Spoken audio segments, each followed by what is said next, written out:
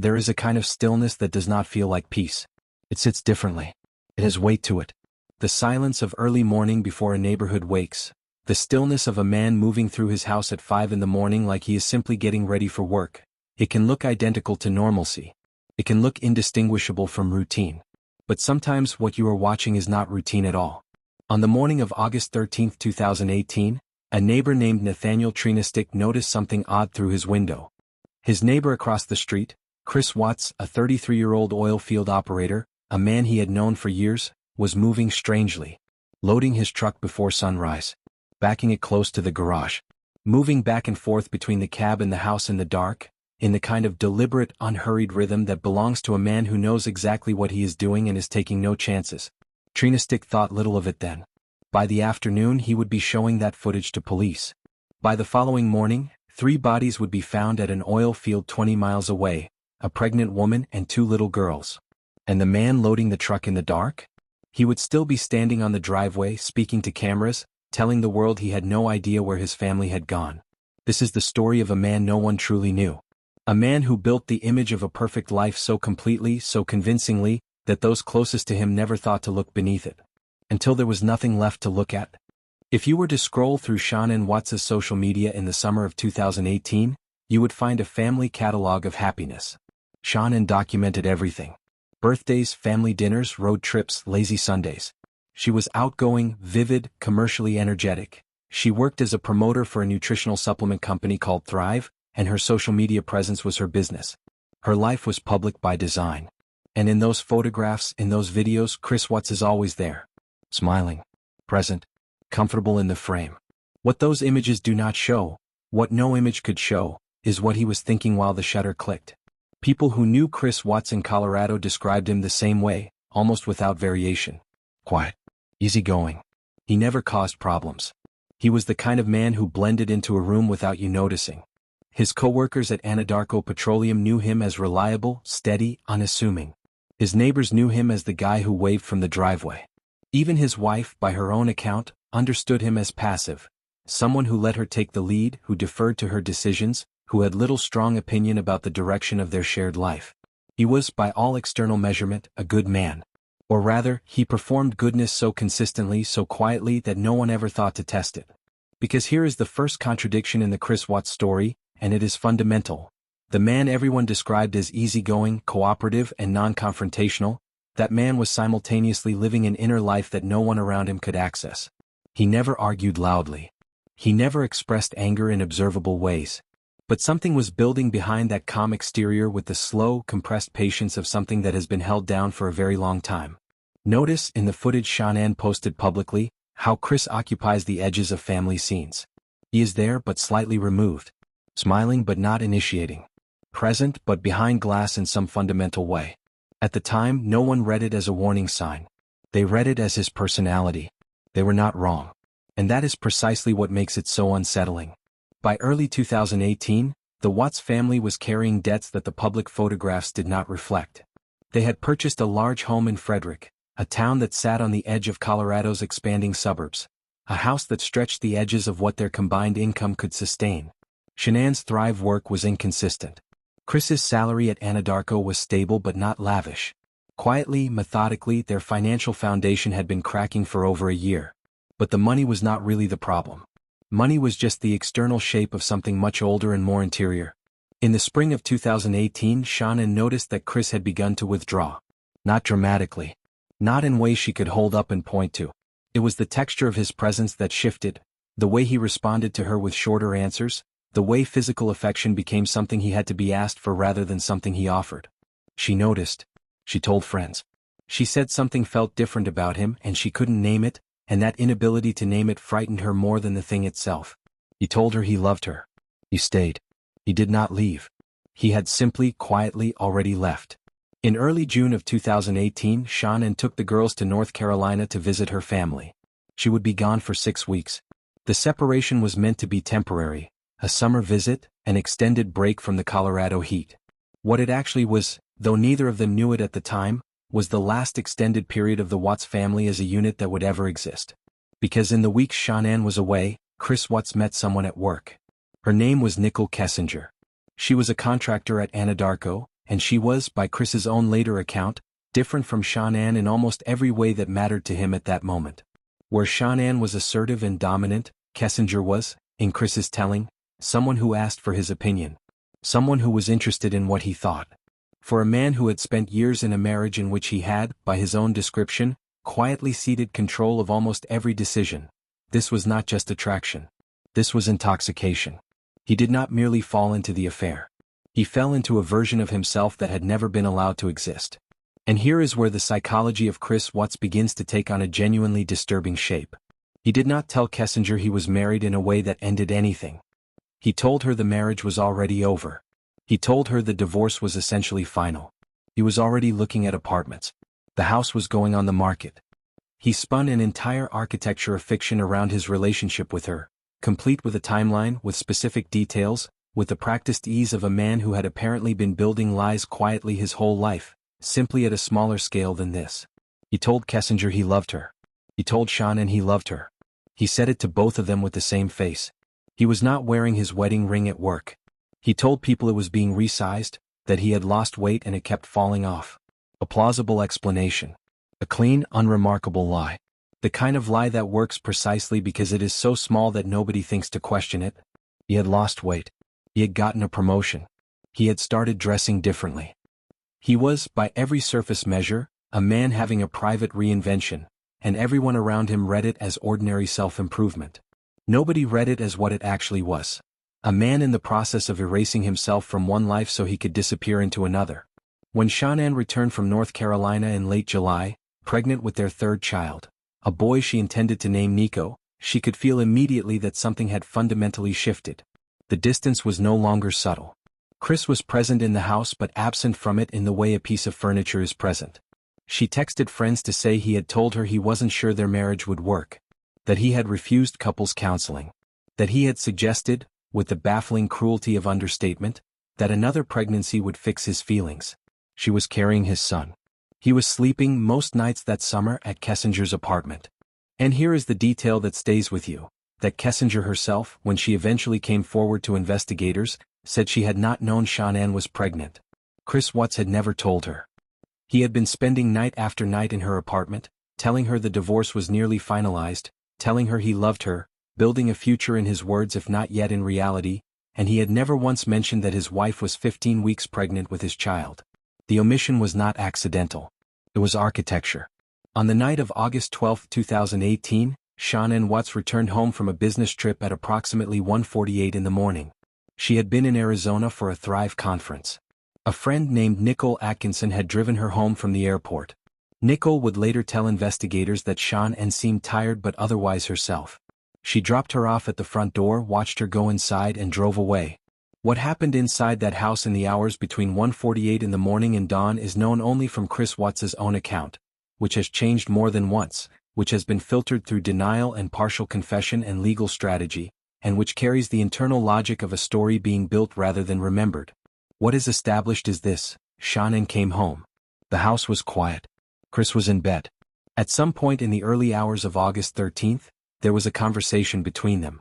Shanann told Chris she knew there was someone else. Chris admitted he did not love her. He told her, with the flat effect of someone reading from a script they had rehearsed internally for weeks, that he didn't think the marriage was going to work. According to his account, Shanann said, "You are never going to see the kids again." The conversation lasted less than 30 minutes. By the time the sun came up over Frederick, Colorado, Shanann Watts was dead. She had been strangled. She was 15 weeks pregnant. Her daughters were dead in their beds.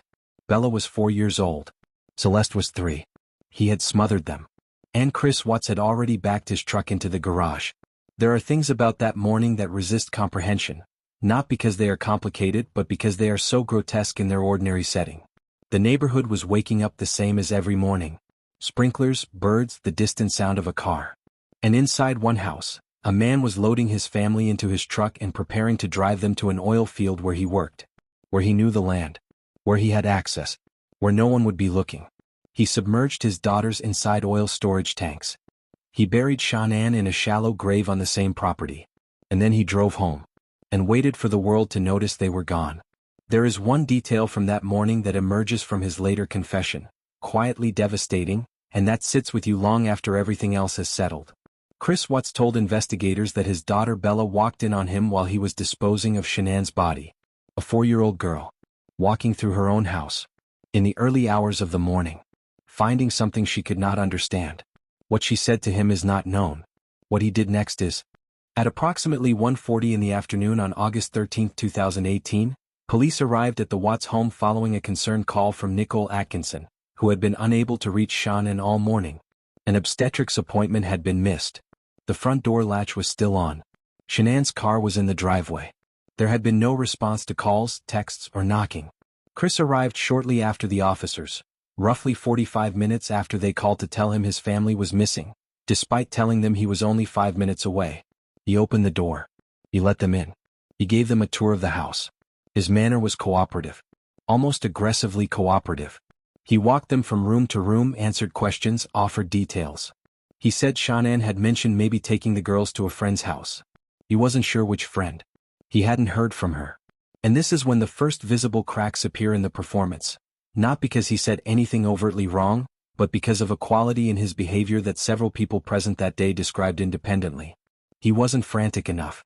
A man whose pregnant wife and 2 young daughters have vanished without explanation, without taking the car, without any communication, that man should be coming apart at the seams. The urgency should be unbearable. Chris Watts was unbearable in a different direction entirely. He was calm, practical, almost organized.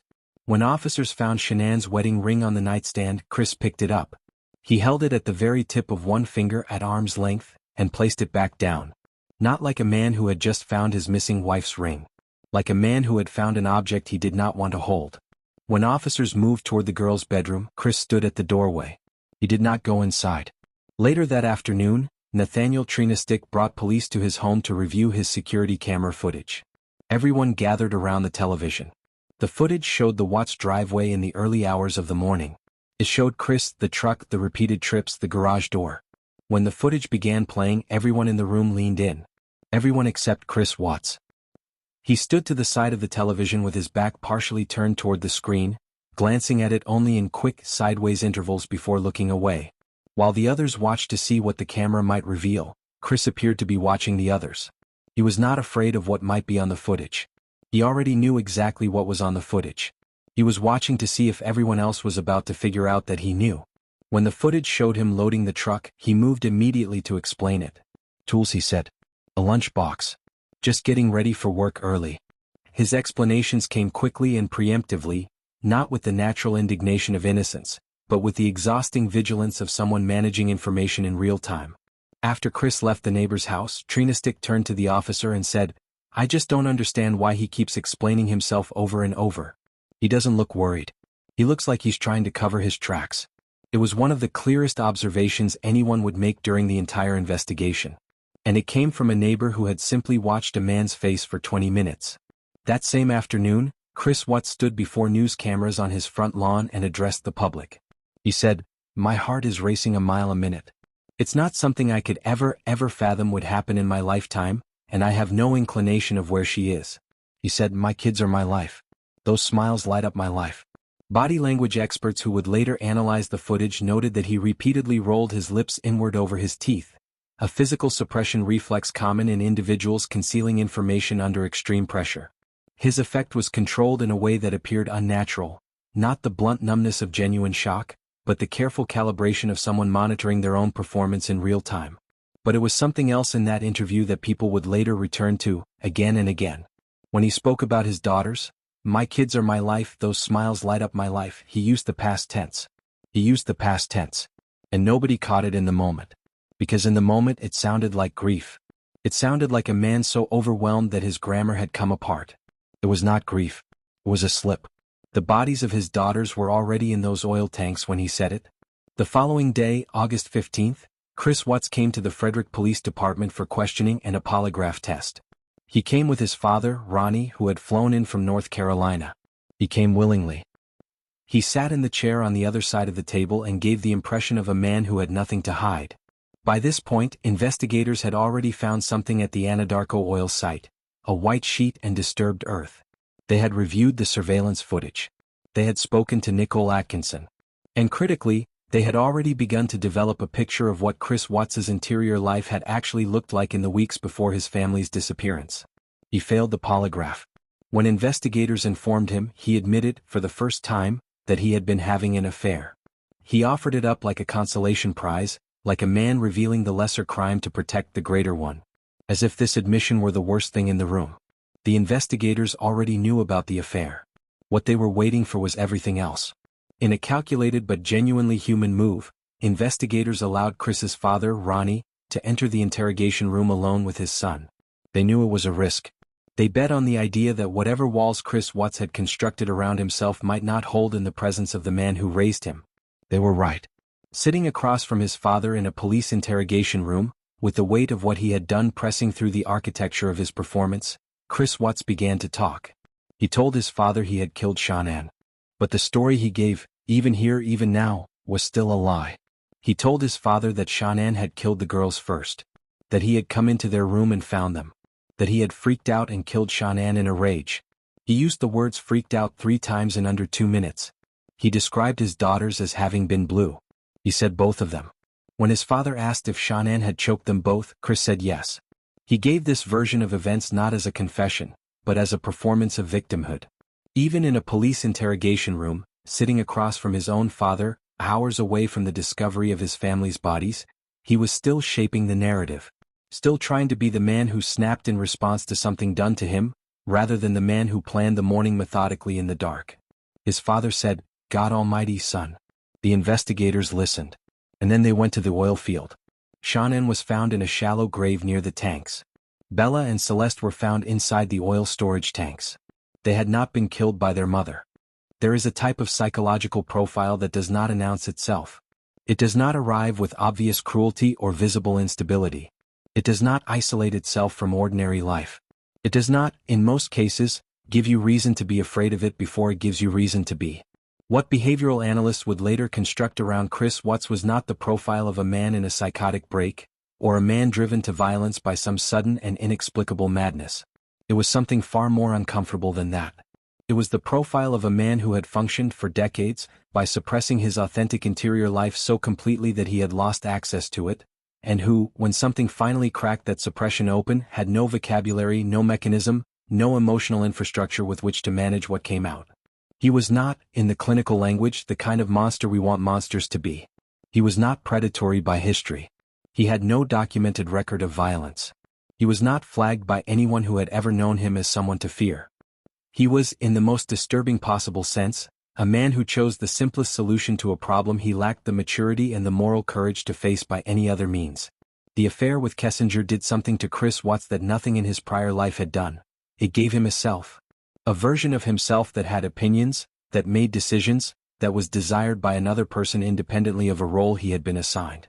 He described the relationship to investigators as an equal partnership. A phrase that, in context, reveals everything about how his marriage had felt to him and nothing adequate about how he chose to respond to that feeling. Because here is the core contradiction in the Chris Watts story, and it is the one that never resolves. The man who felt controlled, who felt unheard, who wanted agency in his own life, responded to that desire for freedom by destroying the only people in the world who had no power over him at all. His daughters had not dominated him. Shanann, pregnant with his son, had not stolen his agency. She had been, by all accounts, desperately trying to save a marriage she did not know was already over. The thing Chris Watts destroyed was not his oppressor. It was his family. Some psychologists describe a behavioral phenomenon observed in certain deceptive personalities as duping delight. A subtle, almost unconscious satisfaction that certain people experience when they are successfully lying, when they are managing a situation that others cannot see clearly, when they are the only person in the room who knows the whole truth. There are those who study the Chris Watts case and argue that you can see traces of it in his media interviews. In the slight steadiness of his voice. In the way his answers come a little too composed for a man who should be shattered. Whether or not that framework applies, what is undeniable is this. In the hours after he killed his family, Chris Watts did not panic. He did not flee. He went to work. He spoke to colleagues. He answered calls. He stood on camera and performed devastation. He did all of this and nobody around him saw through it for more than 36 hours. On August 15, 2018, Christopher Watts was arrested and charged with the murders of Shanann, Bella, and Celeste Watts, and the unlawful termination of Shanann's pregnancy. He initially entered a not guilty plea. In November of 2018, in exchange for prosecutors agreeing not to seek the death penalty, Christopher Watts pleaded guilty on all counts. He was sentenced to 3 consecutive life sentences without the possibility of parole, plus an additional 84 years. He was transferred in December of that same year to Dodge Correctional Institution, a maximum security prison in Waupun, Wisconsin, formerly the Central State Hospital for the Criminally Insane. The transfer was made for security reasons. His notoriety made him a target for violence inside the Colorado prison system. He remains there today. And in the years since, through prison interviews and letters and the strange, persistent gravity this case continues to exert on everyone who looks at it, a further picture has emerged. Not of remorse. Not of reckoning. But of a man who continues even now to frame his own story in the language of a person to whom things happened. Nicole Kessinger, the woman for whom he had constructed this entire fiction, the woman he had told he loved, described to police what his behavior was like on the evening of August 13th, the same day his family had supposedly gone missing. She said he did not seem worried enough. She said he was more focused on their relationship than on his vanished wife and children. She FaceTimed him that night and found him lying on a mattress without sheets. He had removed the sheets from the bed. After everything he had done that morning, the truck, the oil field, the drive home, the hours of performing a concerned husband, the sheets were apparently what he found intolerable. She said he fell asleep on the call. Shawnann Watts was laid to rest beside her daughters in her hometown in North Carolina. The unborn son, who would have been named Nico, was buried with her. The Watts home in Frederick sold at a steep discount. The neighborhood moved on the way neighborhoods must. New families on the same streets. Different cars in the driveways. Nathaniel Trina-Stick, the neighbor who first noticed something was wrong, who showed the footage to police, who said he doesn't look worried, he looks like he's trying to cover his tracks, has said in subsequent interviews that he still thinks about that morning. Still replays what he saw through his window. Still wonders, as everyone does who looks closely at this case, how it was possible to be that close to something so vast and dark and ordinary, and not see it sooner. There is a question that this case does not answer and cannot and perhaps is not meant to. It is not the question of how. We know how. It is not the question of what. We know what. The question is the one that sits beneath every detail, beneath every photograph and text message and body camera clip and surveillance frame, the question of what it means that nothing in the visible life of this family foretold its ending. That the warning signs, reconstructed now with the terrible clarity of hindsight, were each individually explainable. A quiet husband. A controlled man. A marriage under financial strain. A man who lost weight, got a promotion, started dressing differently, stopped wearing his wedding ring. Each of those things alone is nothing. Together they were everything. Psychologists who study cases like this speak about the phenomenon of covert emotional detachment, the process by which certain individuals do not break down visibly under pressure but instead perform composure while their interior life collapses past any point of recovery. They maintain the surface because the surface is all they have ever learned to maintain. They smile in photographs because smiling is what the moment requires. They say I love you because the role requires it. They stand on a driveway and tell cameras their heart is racing because that is what a man in this situation is supposed to say. And all the while, beneath the performance, something else entirely has been true for a very long time. And then there is what has emerged from inside the prison walls themselves. Details that, in many ways, are the most psychologically revealing of all. As recently as October of 2025, Chris Watts was writing letters to women from his cell. In those letters, he compared his imprisonment to the suffering of Jesus Christ. He wrote, God had a plan for me. He wants me in prison. This is His will, just like it was His will for Jesus to die for us. He added, I will never fully understand what Christ went through when He was crucified, but my trials have given me a glimpse of it. He murdered his pregnant wife and his 2 daughters in the early hours of a Monday morning in Colorado. He is now drawing comparisons between his incarceration and the crucifixion. The self-pity has not evolved. It has only found new language. This is the thing that behavioral analysts try to articulate about certain types of offenders, that the crime is not a departure from who they are, but a revelation of it. That what Chris Watts did on August 13, 2018 was not a sudden break from the man who smiled in those photographs. It was the logical conclusion of a man who had always placed his own comfort, his own narrative, his own image at the center of every room he entered. A man for whom other people, even his own children, were ultimately supporting characters in a story about himself. The most disturbing thing about Chris Watts is not that he was a monster. Monsters are comprehensible. They live outside ordinary life. They announced themselves eventually in ways that let us say, of course. We should have known. The most disturbing thing about Chris Watts is that he was the neighbor. He was the man on the driveway. He waved when you drove past. His kids played in the yard. He smiled in the photographs and meant it, or performed meaning it so completely that the difference stopped mattering. He was, in every visible measure, one of us.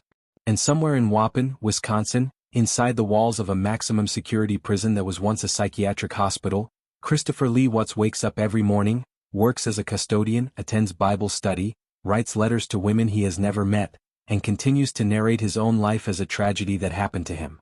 The street in Frederick looks the same as it always did. That is the thing that stays with you. That is the thing that never leaves. Shannon Watts, 34 years old. Bella Watts, 4 years old. Celeste Watts, 3 years old. Nico Watts, unborn.